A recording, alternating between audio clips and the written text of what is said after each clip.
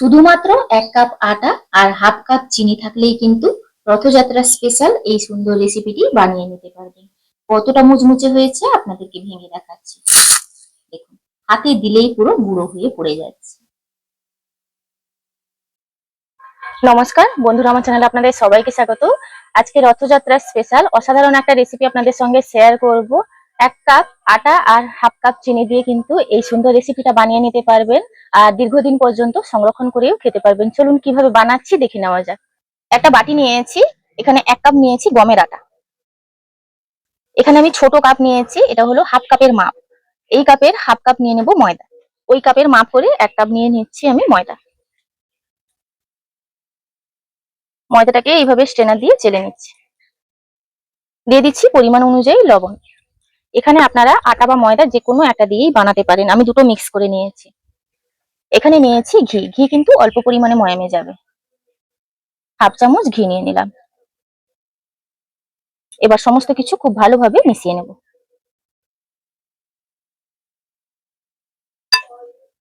ময়ামটা খুব ভালোভাবে দিয়ে নিয়েছি। এই যে দেখুন, মুঠি করলে মুঠি হয়ে যাচ্ছে, আবার ঝুরো ঝুরো হয়ে পড়ে যাচ্ছে। এবার নর্মাল জল দিয়ে একটা টাইট ডো তৈরি করে নেব।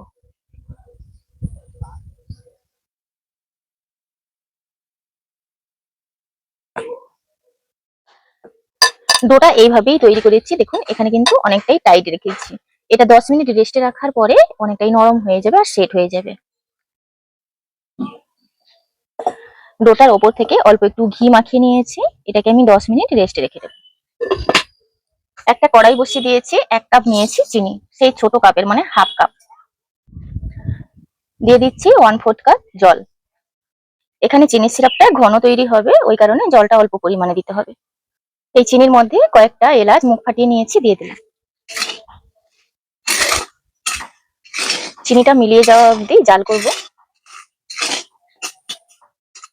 চিনির রসটা দেখুন এখানে জাল করে নিয়েছি। এখানে 1 চামচ লেবুর রস দিচ্ছি।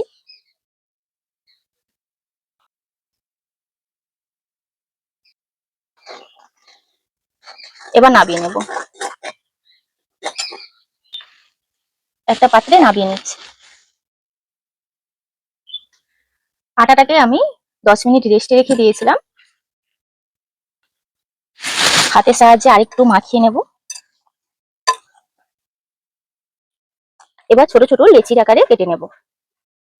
লুচি থেকে একটু বড় আর রুটি থেকে একটু ছোট, ওইভাবে লেচিটা বানিয়ে নিচ্ছি।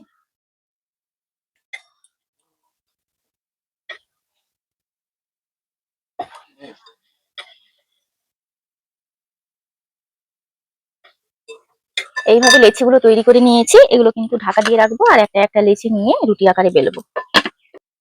কর্নফ্লাওয়ারের সাহায্যে এগুলো বেলতে হবে।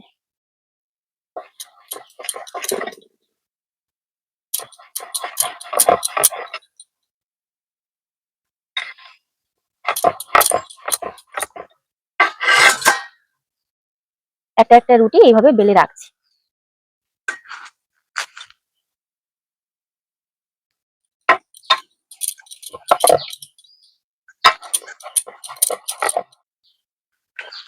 এইভাবে আমি 4টে রুটি বেলে নিয়েছি।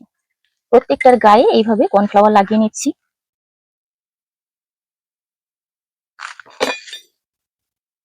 একটার উপরে একটা রেখে এইভাবে কর্নফ্লাওয়ার লাগিয়ে নিচ্ছি।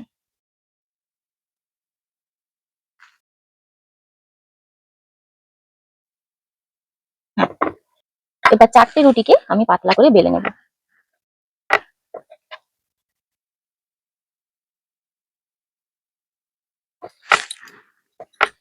দেখুন, এইভাবে আমি 4টে রুটিকে পাতলা করে আবারও বেলে নিয়েছি।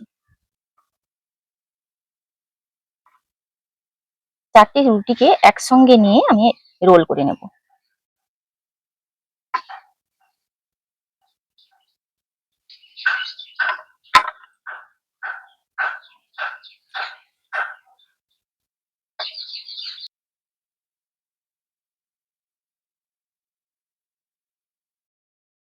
যেহেতু রুটিগুলো পাট পাট হয়ে আছে, ওই কারণে প্রত্যেকটা রুটির গায়ে একটু জল লাগিয়ে নিচ্ছি। এই শেষের দিকটা একটু জল লাগিয়ে নিতে হবে।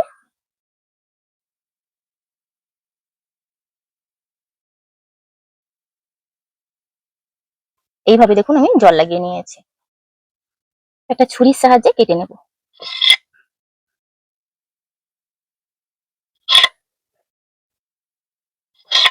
লেচিগুলো এইভাবে কেটে নিয়েছি, প্রত্যেকটা ভাঁজ কিন্তু এইভাবে বোঝা যাবে। একটা করে লেচি নেব, দিয়ে হাতে তালুর সাহায্যে এইভাবে আলতো হাতে চেপে দেব।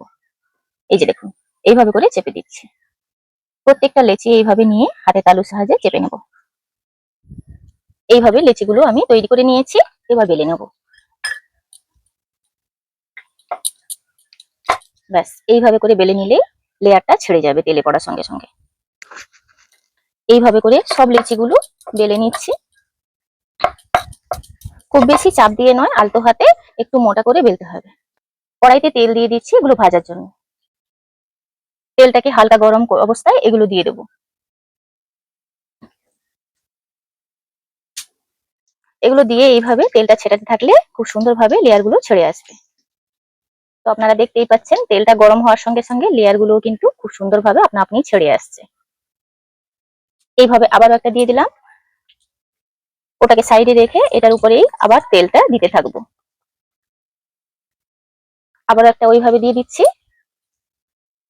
যেগুলো লেয়ার গুলো ছেড়ে যাচ্ছে ওগুলোকে সাইডে রেখে এর উপরেই কিন্তু তেলটা ছেটাতে থাকলে দেখবেন ওরকম ভাবেই লেয়ারটা ছেড়ে যাবে। এইভাবে লাল লাল করে ভেজে নিয়েছি, একটা প্লেটে তুলে নেব। দেখুন কত সুন্দর লাগছে দেখতে। কড়াইটা খুব গরম হয়ে গেছিল, আমি নামিয়ে রেখেছিলাম। দেখুন আবারও ওইভাবে বেলে নিয়েছি, একটা একটা করে দেব আর এইভাবে ওপর দিকে তেলটা ছেটাতে থাকবো। এইভাবে তেলটা দিতে থাকলে দেখবেন খুব সুন্দরভাবে লেয়ারটা ছেড়ে যাবে। এই যে দেখুন লেয়ার গুলো কত সুন্দরভাবে ছেড়ে যাচ্ছে, আপনারা দেখে নিশ্চয়ই বুঝতে পারছেন। একটা লেয়ার ছেড়ে গেলে আবারও একটা দিয়ে দেব।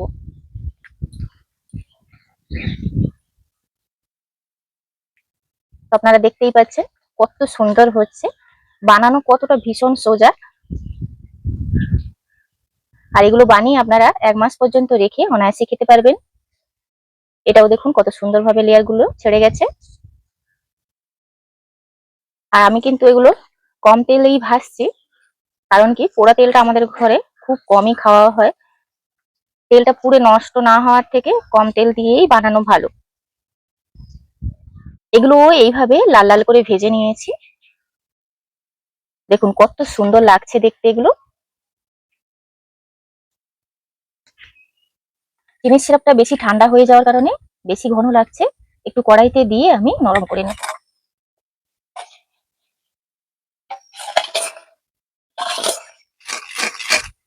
এই গরম কড়াইতে দেওয়ার সঙ্গে সঙ্গেই দেখুন চিনি সিরাপটা একদমই নরম হয়ে গেছে। উনুনের জাল একদমই নেভানো আছে। আমি বেশ কয়েকটা করে দিয়ে দেব, দিয়ে চিনির সিরাপ ডুবিয়ে নিয়ে তুলে নেব।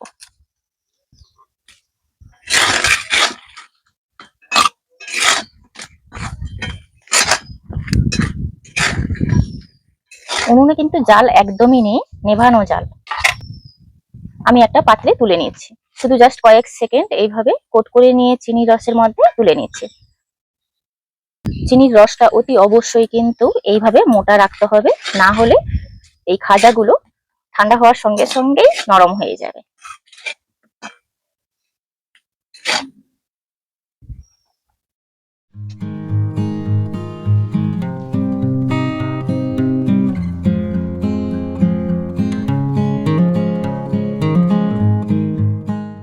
শুধুমাত্র 1 কাপ আটা আর হাফ কাপ চিনি থাকলেই কিন্তু রথযাত্রা স্পেশাল এই সুন্দর রেসিপিটি বানিয়ে নিতে পারবেন।